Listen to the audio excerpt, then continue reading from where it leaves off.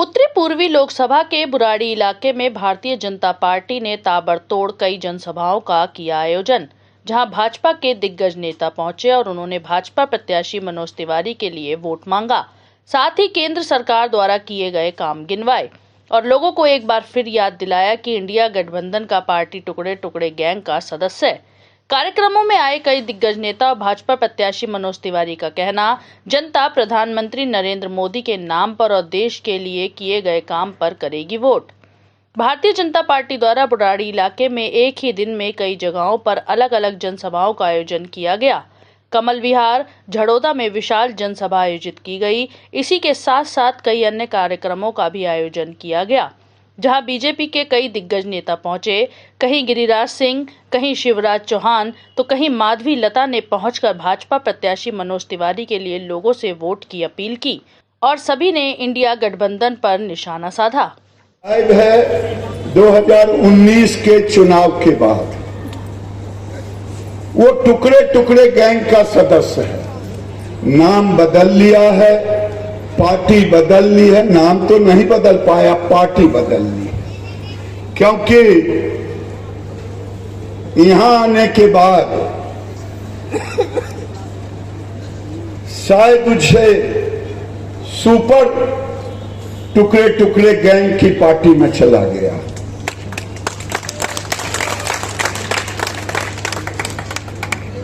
जो आदमी चुनाव लड़ने के बाद बड़े चुनाव में जब था, नरेंद्र मोदी जी को गालियां देना,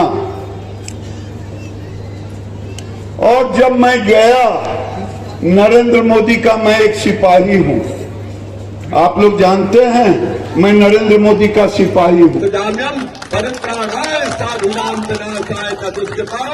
धर्म संस्थापनार्थाय संभवादि योगे योगे कृष्ण कन्हैया।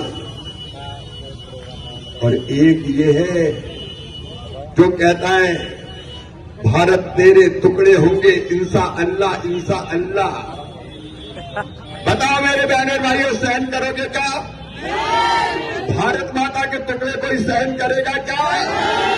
अरे एक नहीं, 1 लाख ऐसे कन्हैया आ जाए तो अभी भारत माता की तरफ आंख उठा के देख नहीं सकते। अरे वो बेटे बेटी भारत माता की चिंता है।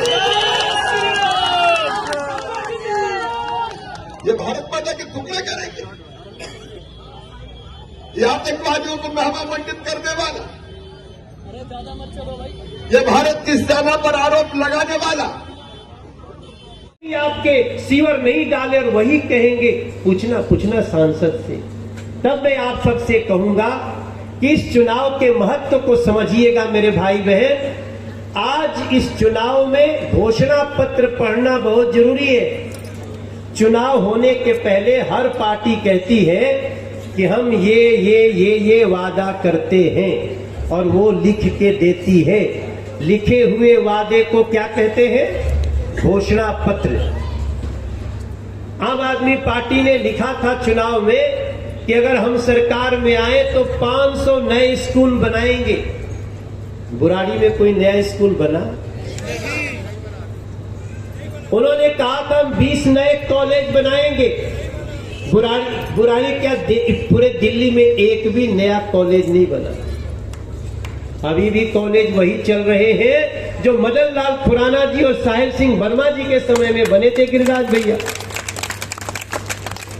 उस दिल्ली के जो केंद्र की चाबी है, उसके पास एक अधिकार है कि आपकी अनऑथराइज कॉलोनी को ऑथोराइज कर सकती है।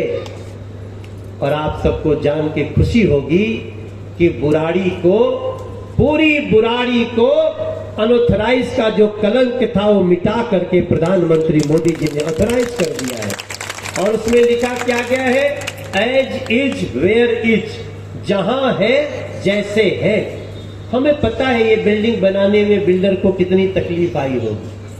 हमें पता है कि छोटा छोटा आपको घर बनाने में कितनी दिक्कतें आती हैं। लेकिन इसके बावजूद भी जिसने घर बना लिया अब कोई माई का लाल बुराड़ी का कोई घर तोड़ नहीं सकता। ये अधिकार मोदी जी ने दिया है आपको। मेरे आ जाइए।